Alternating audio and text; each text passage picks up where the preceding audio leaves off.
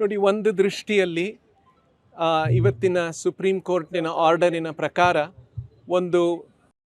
ಈ ದೇವಸ್ಥಾನ ಇಸ್ಕಾನ್ ಬೆಂಗಳೂರು ಸಂಸ್ಥೆಗೆ ಸೇರಿದ್ದು, ಇಸ್ಕಾನ್ ಮುಂಬೈ ಸಂಸ್ಥೆಗೆ ಸೇರಿದ್ದಲ್ಲ ಅಂತ ತೀರ್ಮಾನ ಬಂದಿದೆ. ಆದರೆ ಇದರಲ್ಲಿ ಇನ್ನೊಂದು ತಾತ್ವಿಕವಾದಂತಹ ವಿಷಯ ಕೂಡ ಇದರಲ್ಲಿ ಅಡವಿದೆ. ಅದೇನೆಂದರೆ, ಶ್ರೀಲ ಪ್ರಭುಪಾದರು ಇಸ್ಕಾನಿನ ಆಚಾರ್ಯರು. ಅವರು ಮಹಾಸಮಾಧಿಯನ್ನು ಸ್ಥಾನಕ್ಕೆ ಹೋಗುವುದಕ್ಕೆ ಮುಂಚೆ ಇಸ್ಕಾನ್ನಲ್ಲಿ ಹೇಗೆ ದೀಕ್ಷಾ ವಿಧಾನ ನಡೆಯಬೇಕು ಅಂತ ಒಂದು ರಿಟರ್ನ್ ಡೈರೆಕ್ಟಿವ್ ಕೊಟ್ಟಿದ್ರು.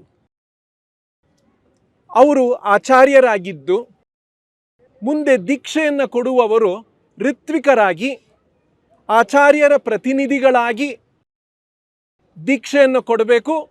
ಆ ದೀಕ್ಷಾರ್ಥಿಗಳೆಲ್ಲ ಪ್ರಭುಪಾದರ ಶಿಷ್ಯರಾಗ್ತಾರೆ ಅನ್ನುವಂಥ ಒಂದು ಸಿಸ್ಟಮ್ನ ಮಾಡಿದ್ರು.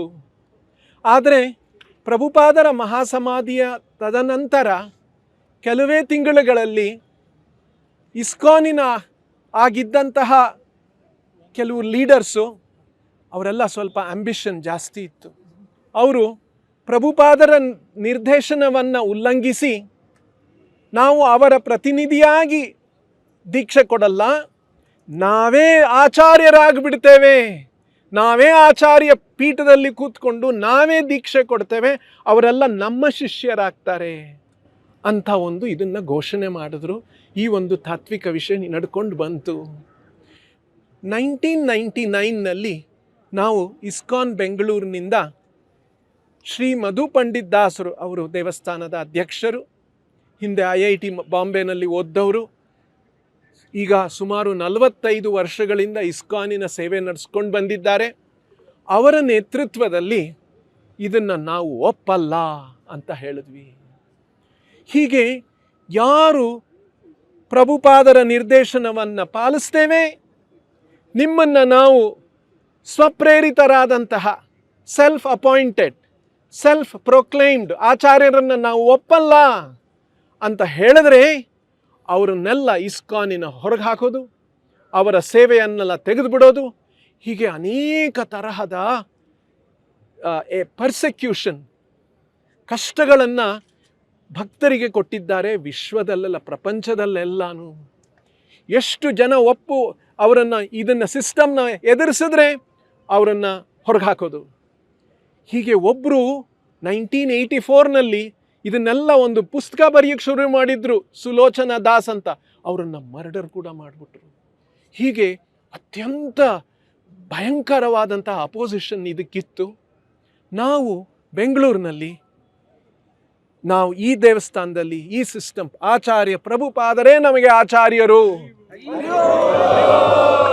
ಇವರನ್ನೆಲ್ಲ ಸ್ವಘೋಷಿತವಾದವರು, ಅವರನ್ನು ಅವರೇ ಅಪಾಯಿಂಟ್ಮೆಂಟ್ ಮಾಡ್ಕೊಂಡ್ಬಿಟ್ಟಿದ್ದಾರೆ.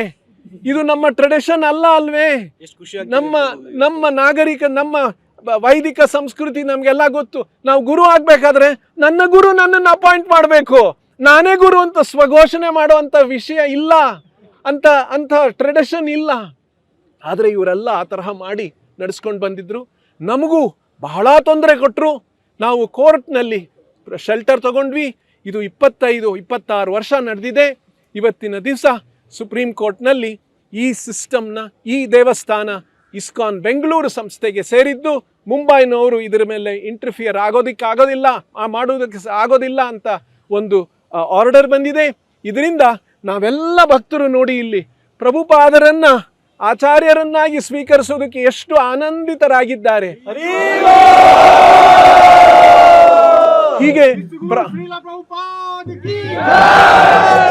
ಹೀಗೆ ಪ್ರಪಂಚದಲ್ಲಿ ಸಾವಿರಾರು ಭಕ್ತರು ನಮ್ಮನ್ನು ಸಪೋರ್ಟ್ ಮಾಡ್ತಾ ಇದ್ದಾರೆ.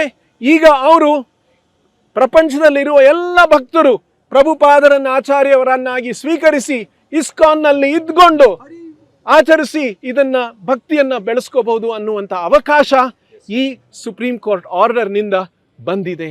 ಇದು ನಮಗೆ ಆನಂದ ಕೊಡುವಂತಹ ವಿಷಯ.